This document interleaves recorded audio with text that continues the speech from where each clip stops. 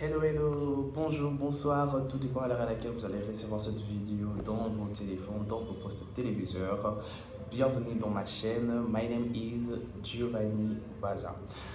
Alors, pour commencer cette vidéo, je dois d'abord vous souhaiter bonne année à vous tous, bonne année la Binonoso, bonne année, bonne année, bonne année, bonne année. Alors, rendez grâce à Dieu car c'est lui qui a permis que vous puissiez être présent en 2024. Alors, moi pour mon cas, je dis merci Seigneur d'avoir permis que je puisse être en 2024. Alors toi aussi, il faut dire pareil, dis à Dieu merci beaucoup. Alors mes frères et sœurs, aujourd'hui sur le titre que vous avez pu voir, nous allons parler des 10 secrets pour garder la paix dans la famille. Alors voilà, nous allons citer le 10 secrets pour garder la paix dans la famille. Alors dans les 10 secrets, nous parlons de la famille d'ensemble, où il y a papa, maman, les enfants. Nous parlons de relations aussi de couple, genre des relations des hommes mariés et tout. Donc nous allons parler du secret pour garder la paix dans la famille. Alors mon numéro est affiché au bas de vos écrans pour vous remarquer des suggestions. Ce numéro consiste à avoir mon WhatsApp et tout ça. Il y a mon compte Instagram qui est là pour m'écrire et m'envoyer des DM. Je réponds directement à tout le monde. Merci. Sans plus tarder, nous allons commencer cette vidéo. Comme l'intitulé des titres, encore 10 secrets pour garder la paix dans la famille. Alors, je vais vous citer les 10 secrets pour garder la paix dans la famille et je vais expliquer chaque secret, chaque importance de ce secret-là pour garder la paix dans la famille. Voilà, le premier secret, sans plus tarder, nous allons commencer, nous allons débuter. Le premier secret, ne vous chamaillez pas, mais dialoguez. Ça, c'est le premier secret pour garder la paix dans la famille. C'est de ne pas vous chamailler, mais de dialoguer. Ça arrive plus souvent dans la famille où il y a papa, maman, les enfants, dans les relations de couple. Ça arrive souvent que les gens se chamaillent, que les gens se disputent beaucoup. Mais Dieu ne veut pas que vous puissiez vous chamailler, mais veut que vous puissiez dialoguer. Vous voyez, se chamailler n'apporte rien de bon. On pourrait être là, vous commencez à vous chamailler, vous commencez à dire des choses. Et regarde, tu m'as fait ceci, tu m'as fait cela, nanani, nanana. Vous vous chamaillez pourquoi? Mais pourtant, vous avez la paix, vous avez la solution en dialoguant. Vous avez la paix et la solution en dialoguant. Prends ton ami, prends ton frère, prends ta soeur, mets-lui là et explique peut-être le problème. Si peut-être votre problème était que vous n'arrivez pas à trouver la solution, à la place de commencer à vous chamailler comme des idiots et des idiotes, hey, tu m'as fait ceci, tu m'as fait cela. Non, non, non, non, non, non, frère, soeur. C'est un conseil que je te donne. Prends la personne avec qui tu as les problèmes, mets-le là et dialoguer. Quand on parle de dialoguer, on parle de parler comme des adultes, parler comme de grandes personnes. Vous savez, on ne peut pas juste avoir plus de 18 ans pour dire qu'on est adulte. C'est la mentalité qui nous rend adultes. On ne veut pas juste avoir plus de 18 ans pour dire que oui, nous sommes adultes. Non, c'est la mentalité qui nous rend adultes. Alors si tu as un problème, dialogue à la place de vous disputer. Dialoguer à la place de vous chamailler. Dialoguer, quand on parle de dialoguer, c'est parler. Tu dis, par exemple, j'ai un problème avec vous, mes abonnés qui me suivent, vous m'avez peut-être mal répondu dans un commentaire. À la place de venir, vous commencez à vous insulter, je prends mon téléphone, je commence à dire, hey, vous m'avez fait ceci, vous m'avez fait cela, vous m'avez fait ceci. Non, je viendrai calmement en vous disant, très chers abonnés, prochainement, dans ce genre de cas, il ne faut pas venir avec des messages insultants, des messages dénigrants, mais venez plutôt dire ceci, dire cela. Nous allons dialoguer et si vous êtes sage, vous allez comprendre ce que j'ai à transmettre comme message et vous allez directement comprendre et les problèmes vont se régler facilement à la place de vous chamailler. Alors frère, soeur, si tu te chamailles souvent à la place de dialoguer, je te dirais de changer car 2024, Dieu a besoin que tu changes. Alors je j'aimerais que tu changes ton comportement et à la place de te disputer, il faut dialoguer. Merci. Le deuxième secret pour garder la paix dans la famille, ne vous rivalisez pas, mais complétez-vous. Ne vous rivalisez pas, mais complétez-vous. Ne vous rivalisez pas, mais complétez-vous. Papa, maman, frère, soeur, s'il vous plaît, ne vous rivalisez pas, mais complétez-vous. Ces points ici, j'aimerais vraiment parler plus sur ça parce que vraiment c'est tellement efficace. La rivalité, ça vient dans nos familles. Papa, vous êtes là. Maman, vous êtes là, mais il arrive des fois que on est dans une famille, on voit que papa a plus d'amour avec le grand frère, maman a plus d'amour avec le grand frère et le petit frère devient jaloux et veut rivaliser son frère. Il dit que papa t'aime parce que tu es plus intelligent, alors moi aussi je veux devenir plus intelligent. Oh, maman t'aime parce que tu as beaucoup d'argent. Moi aussi je vais avoir beaucoup d'argent pour que maman puisse m'aimer. n'essayez pas de le faire.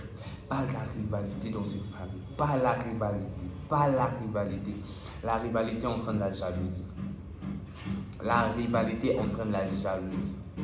La rivalité entraîne plein de mauvaises choses. Parce que le fait de rivaliser avec ton frère ou ta soeur, carrément, ça ne va rien vous apporter de bon. Ça va juste vous apporter problème sur problème sur problème sur problème. Dieu interdit la rivalité. Tu sais, si on rivalise, ça donne une compétition, ça donne une envie. Et cette envie-là amène à faire le mal. Cette envie-là amène à faire le mal. C'est comme moi, je rivalise avec un ami. Et mon ami a dans son compte en banque $1 million. Et moi, dans mon compte en banque, j'ai $800 000. Et du coup, je vais rivaliser avec lui. Je vais tout faire pour que je puisse avoir les $200 000 pour compléter, pour avoir les 1 million comme lui. Alors, si je n'ai pas un travail fiable qui peut me donner les $200 000 directement, qu'est-ce que je vais faire? Je vais aller voler, je vais aller tuer, je vais aller faire quelque chose de mal pour avoir l'argent, pour compléter, pour être égaux avec la personne avec qui je suis en train de rivaliser. Alors, frère, soeur, je vais te demander de ne jamais rivaliser avec quelqu'un. De ne jamais rivaliser avec quelqu'un. Tu vois ta bénédiction. Tu vois ta bénédiction que Dieu te donne là. C'est à toi. C'est ta bénédiction. Dieu te le donne qu'à toi. L'argent que toi tu as là, c'est juste à toi. Alors personne ne va venir te dire que tu as peu, il faut en avoir beaucoup. Tu as peu, il faut rajouter, il faut rajouter. Non, non, non, non, non, non, non. Dieu bénit la personne selon la manière dont lui il voit les choses. Selon la manière dont Dieu me voit, il dit que non, Giovanni, si je le bénis avec $1 million, ça lui suffira. Il voit que toi, dans la manière dont tu te comportes, si tu es béni avec $100 millions, ça va t'aider.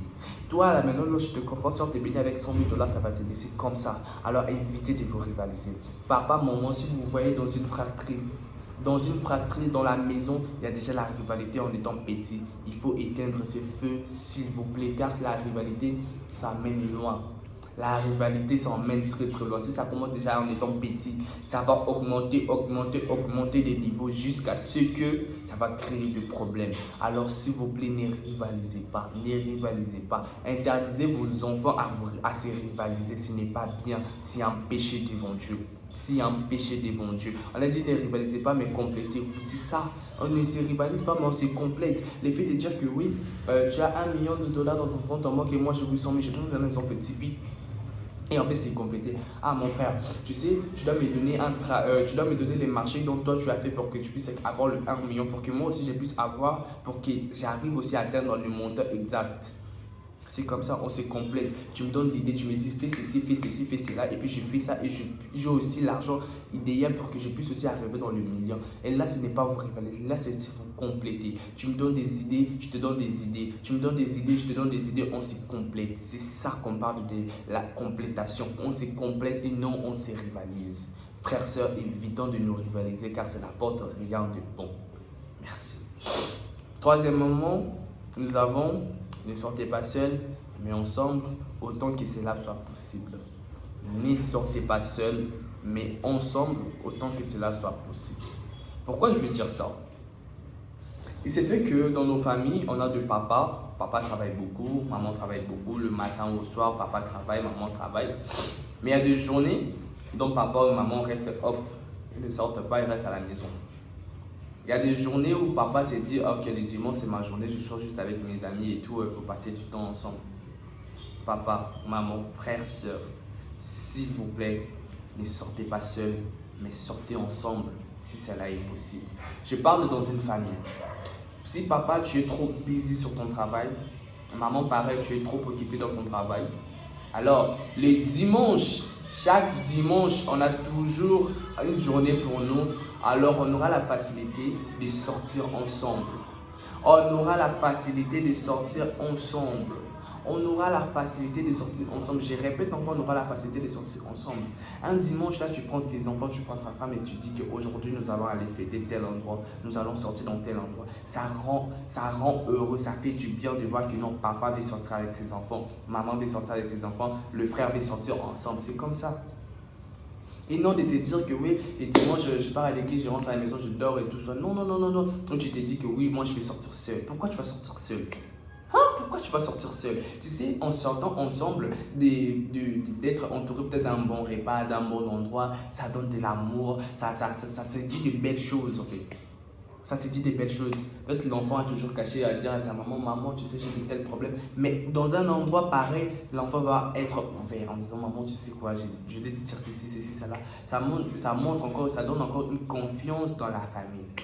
Alors, je répète, ne sortez pas seul, mais sortez ensemble si cela est possible.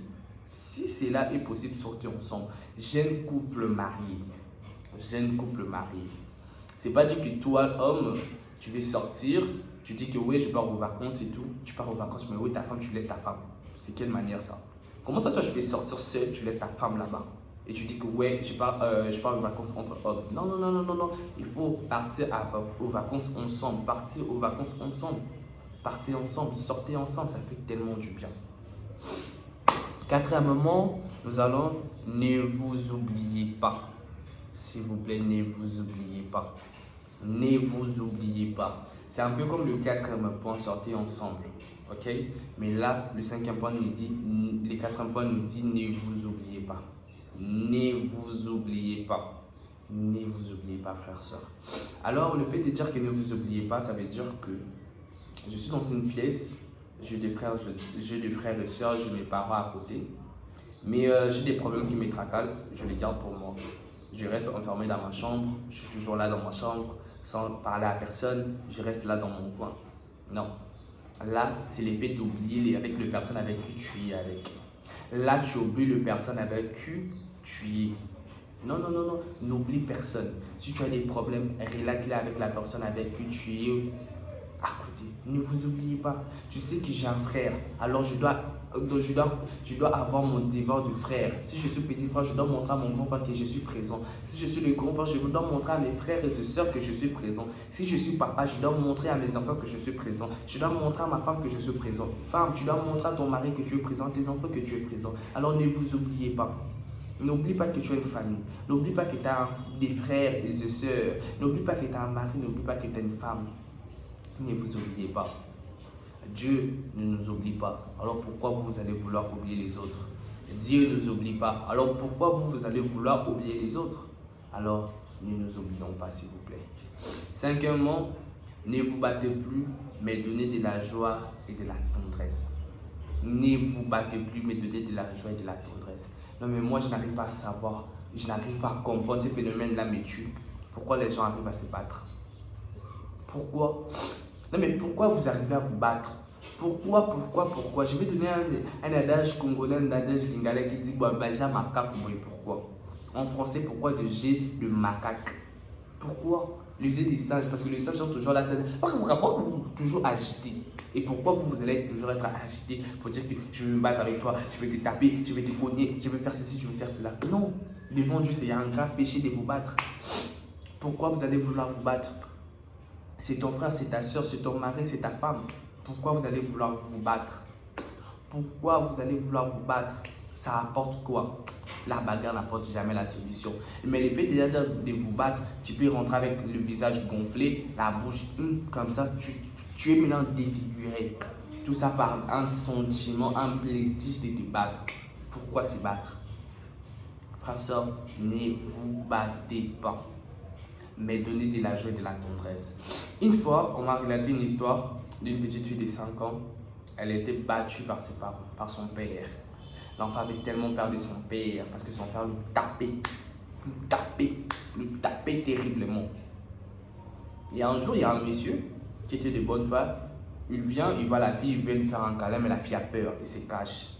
Et le monsieur a vite compris que cette fille ici, cet enfant ici est battu. Le monsieur a vite compris que l'enfant est tellement battu dans sa maison que l'enfant a peur de s'approcher des gens. Parce qu'il a peur quand le monsieur fait ça pour faire un câlin, lui il voit comme si c'est son père qui veut lui taper. Papa, maman, vous qui arrivez à frapper les enfants, pourquoi vous le faites? Vous qui arrivez à frapper les enfants, pourquoi vous le faites? Parce que le fait de vous battre ou le fait de frapper, c'est que tu manques d'autorité. Tu le sais. Si toi tu es papa et que ton enfant, tu lui interdis une chose, ton enfant n'écoute pas et tu veux arriver avec le point, c'est que tu n'as pas d'autorité, c'est que tes enfants n'ont pas peur de toi. Alors montre ton autorité en étant papa et arrête de frapper. Arrête de frapper, montre ton autorité en étant homme. Arrête de frapper ta femme. Ta femme n'est pas dans un sac de boxe. Arrête de frapper. Montre ton autorité, montre que tu es l'homme, montre que tu es capable. Arrête de frapper, ça ne va rien t'apporter. Les hommes qui frappent, ce sont des personnes faibles. Les hommes qui veulent se battre, ce sont des personnes faibles, qui n'arrivent pas à montrer leur autorité. Moi, quand je suis là, si j'ai un petit frère et mon petit frère veut faire des bêtises, je ne vais pas le taper, je vais lui dire des mots. Hey, toi, tu fais ceci, tu fais cela. Si tu ne le respectes pas, il va respecter directement parce que je montre de l'autorité. C'est comme ça. Il faut montrer de l'autorité. Bon. Continuons. 6e point, ne dormez pas seul. Là, maintenant, je vais parler des couples. Là, dans une relation de couple, ne dormez pas seul. Je vais expliquer cela. Dans un mariage, le lit est un... Comment je vais dire? C'est un temple, en fait. C'est un temple sacré dont l'homme et la femme doivent dormir ensemble chaque nuit. L'homme et la femme doivent dormir ensemble chaque nuit. Pourquoi? Parce que votre lit est un temple. Je vais expliquer. Il peut arriver que dans la journée, l'homme et la femme se chamaillent et la femme dit que moi je ne vais pas dormir avec toi, je vais dormir au salon ou je vais dormir dans une autre chambre. Cela ne suffit pas. Septièmement, nous avons ne murmurez pas, mais crois et prie. En fait, toi chrétien, mais tu es toujours là en train de murmurer, en train de dire est-ce que Dieu va m'aider, est-ce que Dieu peut faire ceci, est-ce que Dieu peut me donner ça, est-ce que Dieu peut faire ceci, est-ce que Dieu peut faire cela. Laisse-moi te dire que Dieu est capable de tout. Dieu est capable de tout. Car c'est lui qui t'a créé. Alors il sait quand est le bon moment de te donner tout ce que toi tu vas vouloir en avoir besoin, tout ce que toi tu vas vouloir désirer. Dieu va te le donner. Alors ne murmure pas, mais crois et prie. Arrête de te dire que je n'aurai pas des enfants, je ne vais pas me marier, je n'aurai pas de travail, je n'aurai pas de diplôme, je n'aurai pas de voyage. Arrête de le dire, mais crois. Dis-toi que je vais me marier, j'aurai des enfants, j'aurai mon voyage, j'aurai mon diplôme, mon master et tout. Crois et puis tu pries, Dieu va accomplir tout ce que tu as besoin. Voilà. 8e, ne péchez pas ensemble, mais priez ensemble. Priez ensemble. Arrêtez de pécher ensemble. En fait, je viens te relater une histoire, je viens te relater un problème et c'est toi qui tentes de rajouter encore le feu, qui tentes de rajouter encore le piment pour que cette affaire puisse enflammer. Alors laisse-moi te dire de ne pas le faire car c'est méchant, c'est mal produit devant Dieu.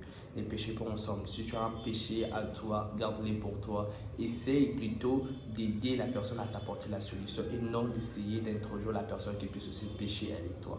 Essayez de prier ensemble parce que vous êtes à deux et que vous priez ensemble, Dieu sera là et il va écouter votre prière. Alors arrêtez de pécher ensemble, mais priez ensemble, c'est plus nécessaire, c'est plus mieux. 9e, ne divorcez pas, mais restez ensemble jusqu'à ce que Dieu revienne. Ne divorcez pas, mais restez ensemble jusqu'à ce que Dieu revienne. Alors, 9e, ici, c'est vraiment très important parce que beaucoup vont se dire que ouais, pourquoi pas, on ne doit pas divorcer. Donc, quand on est marié, on doit rester marié pour toute la vie et tout. Bah, laissez-moi vous dire que quand vous êtes marié, vous devez vous marier pour toute une vie. Parce que quand on dit que le mariage, ce n'est pas pour des enfants, ce n'est pas pour des enfants. Alors, quand tu prends déjà l'engagement de te marier, d'accepter cet homme ou cette femme comme ton homme, comme ta femme, alors tu as l'obligation de rester avec lui. Alors, primo, spirituellement, devant Dieu, on ne divorce pas en disant je ne suis plus amoureux, je n'aime plus la personne, on me tape, on me fait ceci, on me fait cela, nanana. Tous ces genres d'arguments-là, Dieu ne les prend pas en considération. Car si tu divorces, tu fais un péché devant Dieu. Ok? Mais Dieu prend en considération s'il y a tromperie dans la relation, s'il y a l'adultère dans la relation. Il se peut que l'homme t'a trompé, la femme, tu as trompé ton homme et que tu l'apprends là, c'est par là qu'on va accepter le divorce devant Dieu. Dieu va accepter ce divorce-là.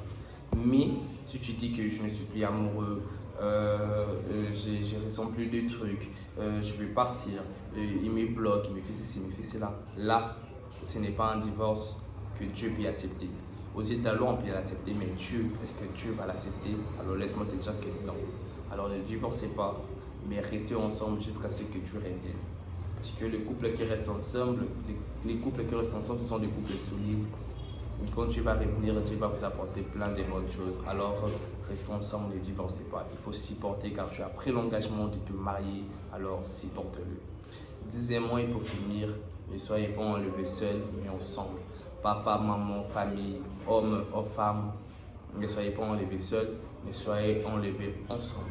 Alors si tu vois que la personne avec qui est à tes côtés est en train de dérailler, de changer de chemin, alors viens auprès de lui, conseille-lui, dis-lui de suivre le chemin de l'éternel pour que vous puissiez être enlevés ensemble. Alors ne sois pas égoïste, que Dieu puisse t'enlever seul. Alors accepte que Dieu puisse t'enlever toi ainsi que ta famille. Merci beaucoup. C'était le 10e point et les 10 secrets pour garder la paix dans la famille. Voilà, j'ai tout cité, j'ai tout expliqué. Mon numéro est affiché au bas de vos écrans pour vous remarquer des suggestions. Mon Instagram est juste là. Alors, et posez-moi toutes vos questions, je serai là pour y répondre. Merci beaucoup. Quant à moi, je vous dis au revoir et bon suite de programme dans vos antennes. Bonne année à vous.